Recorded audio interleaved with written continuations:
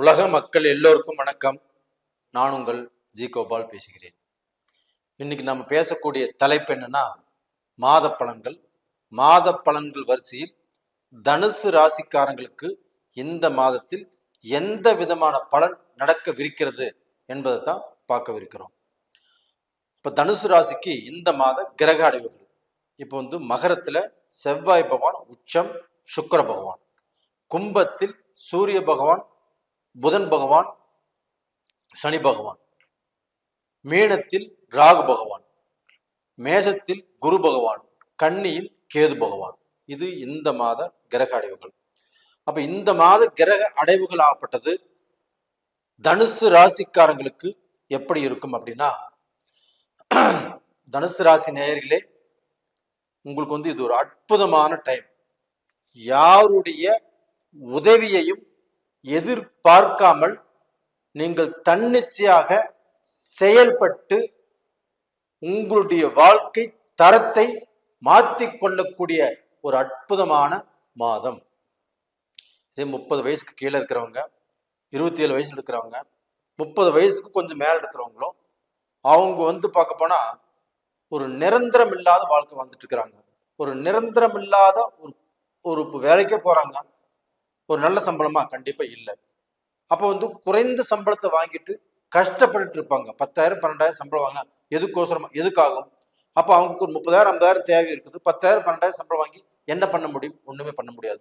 அப்படிப்பட்டவர்களுக்கு இந்த காலகட்டத்தில் நீங்கள் எதிர்பார்க்காத ஒரு நல்ல மாற்றம் உங்களுக்கு நடக்கவிருக்கிறது. உங்களுக்குள்ள இருக்கக்கூடிய திறமைகளுக்கு இது நாள் வரைக்கும் வேல்யூ இல்லாம இருந்துச்சு. உதாரணத்துக்கு சொல்ல போனா, இப்ப தனுசு ராசியில் பிறந்தவங்களாகப்பட்டது கலைத்துறையில் இப்ப நிறைய பேருக்கு ஆர்வம் இருக்குது, மீடியால ஆர்வம் இருக்குது. அதுல நாம ஏதாவது ரூபத்துல நம்மளுடைய திறமையை காட்டி நாம பலன் பெற்று அதன் மூலியமாக நல்ல நிலைமைக்கு வரணும் அப்படிங்கிற ஆசைகள் நிறைய இருக்குது. அப்படி இருந்துமே நிறைய பேருக்கு வாய்ப்பே கிடைக்காமல் இது நாள் வரைக்கும் நீங்க எதிர்பார்த்து இன்னைக்கு வரைக்கும் அந்த வாய்ப்பே கிடைக்காம போயிட்டு இருக்குது. அப்போ டைரக்டரா இருக்கலாம், இப்போ ஒரு பாடல் ஆசிரியராக இருக்கலாம், இப்போ கதை எழுதி வச்சுட்டு அந்த கதையை அடுத்தவங்ககிட்ட போய் சொல்றதுக்கு அவங்க கேட்கறதுக்கு நேரம் இல்லாமல் இருக்கலாம். இப்போ நம்ம இது மாதிரி எவ்வளவோ விஷயங்கள் நம்ம தெரிஞ்சு வச்சிருந்தாலும் அந்த தெரிஞ்சு வச்சுட்டு மட்டும்தான் இருக்க முடியும். அதற்குண்டான வாய்ப்புகள் கிடைக்கல. அந்த வாய்ப்புகள் ஆகப்பட்டது உங்களுக்கு கிடைக்கக்கூடிய காலகட்டம் வந்தாச்சு. அப்ப இந்த காலகட்டத்தை கண்டிப்பாக பயன்படுத்திக்கோங்க. அப்படி பயன்படுத்தி அதன் மூலியமாக நீங்க கிளிக் ஆக போறீங்க. அப்ப டோட்டலா பாத்தீங்கன்னா இந்த காலகட்டத்தில இருந்துதான் நான் நல்ல நிலைமைக்கு வந்தேன் அப்படின்னு சொல்லக்கூடிய சூழ்நிலை கண்டிப்பாக உங்களுடைய வாழ்க்கையில வரும், வந்தே தீரும். இது உறுதி. இதற்கு முன்னாண்ட நீங்க பார்க்க போனா எவ்வளவு கஷ்டப்பட்டீங்க, எவ்வளவு வேதனைப்பட்டீங்க, எவ்வளவு பார்க்க போனா நீங்க நல்ல நல்ல திறமைகளை வச்சுட்டு அதற்கு பலன் இல்லாமல் வாழ்ந்துட்டு இருக்கீங்கிறது எனக்கு தெரியும். உங்களுக்கு 7 சனி முடிஞ்சிச்சு. ஆனா 7 சனி முடிஞ்சாலும் இன்னும் ஒரு சிலருடைய வாழ்க்கையில நல்ல நிலைமைக்கு வர முடியாம இருக்கிறீங்க. இதற்கு காரணமாகப்பட்ட என்னன்னா, உங்களுடைய ஜென்ம ஜாதகத்தில் நடக்கக்கூடிய தசா புத்திகள் உங்களுக்கு சாதகமா இருக்காதுன்னு நினைக்கிறேன். அப்படி சாதகமாக இல்லைன்னா நீங்க எடுத்து வைக்கக்கூடிய ஒவ்வொரு ஸ்டெப்பும் உங்களுக்கு நல்லதை கொடுக்காது. அப்படி சாதகமா இருந்துச்சுன்னா நீங்க எடுத்து வைக்கக்கூடிய ஒவ்வொரு ஸ்டெப்பும் உங்களுக்கு நல்ல வாய்ப்பை கொடுக்கும். அப்ப நீங்க இன்னைக்கு முடியாத சூழல் இருக்கிறீங்க. அப்ப இதுக்கு காரணமாகப்பட்டது உங்களுடைய ஜென்ம ஜாதகத்தில் தான் குறை இருக்குன்னு நினைக்கிறேன். தயவு செய்து அந்த ஜென்ம ஜாதகத்தையார்கிட்ட பார்த்துட்டு அப்புறம் நீங்க முயற்சி பண்ணிக்கோங்க. அது போக பாத்தீங்கன்னா இந்த பீரியட்ல தனுசு ராசிக்காரங்களுக்கு வெளிநாட்டுக்கு நான் போகணும், வெளிநாட்டில் நான் சம்பாதிக்கணும், வெளிநாட்டில் நான் சாதிக்கணும், வெளிநாட்டில் சம்பாதிச்சு இங்க சொத்து வாங்கணும், இங்க எங்க அம்மா எங்க அப்பாவை நல்லா பார்த்துக்கணும், எங்க அம்மா அப்பா ஆசைப்படுற மாதிரி நல்ல வீடு கட்டி கொடுக்கணும் அப்படிங்கிற இன்னைக்கு ஆசையில எத்தனையோ பேர் வெளிநாட்டுக்கு போகணும்னு துடிச்சிட்டு இருக்கிறாங்க. எத்தனையோ பேர் வெளிநாட்டுக்கும் போயிருக்கிறீங்க. அப்படி வெளிநாட்டுக்கு போகணும்னு நினைக்கிறவங்களுக்கு இந்த காலகட்டத்துல கண்டிப்பாக விசா கிடைக்கும். அதுவும் இல்லாம இந்த காலகட்டத்தில் நீங்க வெளிநாடு போயிருவீங்க. சிங்கப்பூர், மலேசியா, இப்போ ஆஸ்திரேலியா, கனடா, UK இந்த மாதிரி நாடுகளுக்கு போகக்கூடிய வாய்ப்புகள் ஆகப்பட்டது உங்களுக்கு கண்டிப்பாக கிடைக்கும். அப்ப அந்த வாய்ப்புகள் மூலியமாக உங்களுக்கு வேலை இல்லாதவங்களுக்கு வேலை கிடைக்கும். நீங்க வெளிநாட்டுல பிசினஸ் பண்ணணும்னு நினைக்கிறவங்களுக்கு பிசினஸ் பண்ணலாம். அதே சமயத்துல வெளிநாட்டுல இருந்து பார்க்க போனா நீங்க சம்பாரிச்சு உங்களுடைய ஆசைகள் ஆகப்பட்டது, கனவுகள் ஆகப்பட்டது நிறைவேறக்கூடிய காலகட்டம் ஆகப்பட்டது உருவாகும்.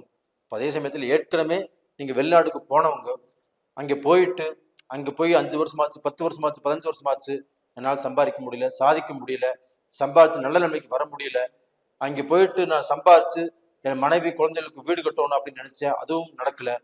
இது மாதிரி எவ்வளவோ ஒரு வேதனையில வாழ்ந்துட்டு இருக்கிறவங்க நிறைய பேர் இருக்கிறீங்க. அவங்க எல்லாத்துக்குமே இந்த மாதத்திலிருந்து உங்களுடைய கஷ்டங்கள் விலகும்.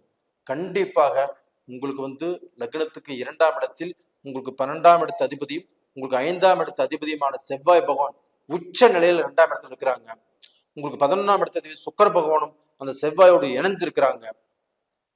அப்ப 2ஆம் இடத்துல அது மட்டும் இல்லைங்க, அடுத்ததாகப்பட்டது உங்களுக்கு லக்னத்துக்கு 3ஆம் இடத்துல சனி பகவான் இருக்கிறாங்க. அந்த சனி பகவானோடு செவ்வாயும் இந்த சுக்கிரனும் இணைய போறாங்க. இப்படி இணைவதனால கண்டிப்பாக உங்களுக்கு ஒரு நல்ல நேரம் வந்தாச்சு. அப்ப நீங்க நினைச்சதை சாதிக்கக்கூடிய அளவுக்கு வாய்ப்புகள் வந்தாச்சு. அப்ப நீங்க சாதிச்சு சம்பாரிச்சு ஒரு நல்ல பொசிஷனுக்கு உங்களுடைய தகுதி, தரம், அந்தஸ்து இதெல்லாமே மாறி நான் நல்லா இருக்கிறேன் அப்படின்னு சொல்லக்கூடிய கண்டிப்பாக அந்த காலகட்டமாகப்பட்டது வந்தே தீரும். அப்ப இந்த காலகட்டத்துல உங்களுக்கு கிடைக்கக்கூடிய வாய்ப்பை நீங்க பயன்படுத்திக்கோங்க.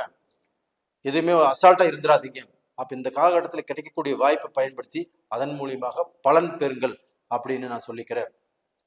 இது போக அந்த 3ஆம் இடத்தில் இருக்கக்கூடிய அந்த சனி பகவானுக்கும் கூட சூரியன் இணைஞ்சிருக்கிறாங்க. அப்ப அந்த சூரியன் ஆகப்பட்டது 9ஆம் இடத்து அதிபதி. அந்த 9ஆம் இடத்து அதிபதி ஆகப்பட்டது சனி பகவானோடு இணையும் போது கண்டிப்பாக அந்த சனி பகவான் ஆகப்பட்டது 3ஆம் இடத்துல ஆட்சியாக இருக்கும் போது அந்த சனி பகவானும் சூரியனும் இணைஞ்சு கண்டிப்பாக அந்த சனியும் சூரியனும் வெவ்வேறு இடத்துல இருந்து ஒருத்தர் பார்த்துக்க கூடாது. அதே சமயத்தில் சனி ஆட்சி பெற்ற இடத்தில் சூரியன் இருக்கலாம், சூரியன் ஆட்சி பெற்ற இடத்தில் சனி இருக்கலாம். இது நல்லா தெளிவா புரிஞ்சுக்குவாங்க.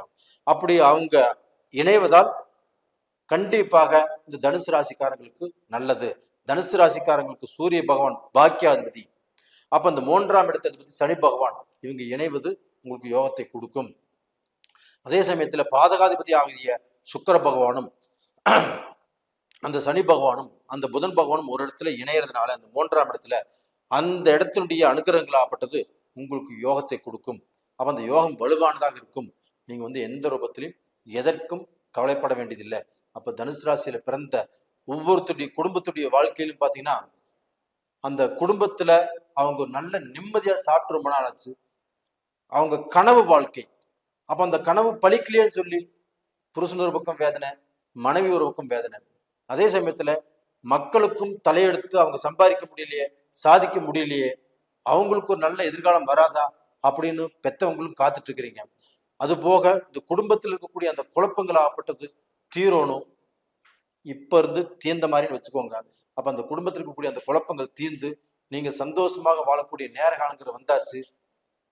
அது போக உங்களுக்கு அடுத்தவங்கனால ஏதோ சப்போர்ட்டோ சகாயமோ ஒரு 3வது மனுஷனால உங்களுக்கு ஏதாவது ரூபத்துல சில வாய்ப்புகளோ உங்களை தேடி வரக்கூடிய வாய்ப்புகள் இருக்குது. அப்ப இது எல்லாத்தையுமே பயன்படுத்தி நீங்க நல்ல நிலைமைக்கு வந்துடுவீங்க. நேயர்களே, இந்த பதிவு கண்டிப்பா உங்களுக்கு பிடிச்சிருக்கும். பிடிச்சிருந்தா லைக் பண்ணுங்க, சப்ஸ்கிரைப் பண்ணுங்க, ஆல் அப்படிங்கிற பெல் பட்டனை பிரஸ் பண்ணிக்கோங்க.